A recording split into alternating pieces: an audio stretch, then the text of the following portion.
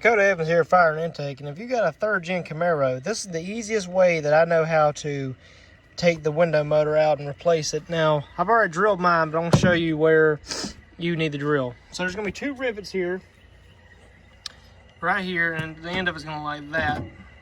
So it's like going to like that. You can take a nail and push them out in the middle, and or you can drill them out like that is. So there's going to be one here, one here.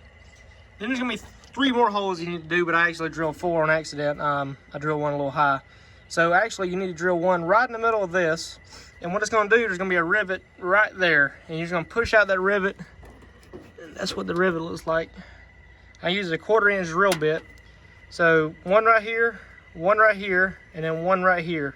You can, if you take this off, you can see where the rivets are to hold the motor onto the regulator.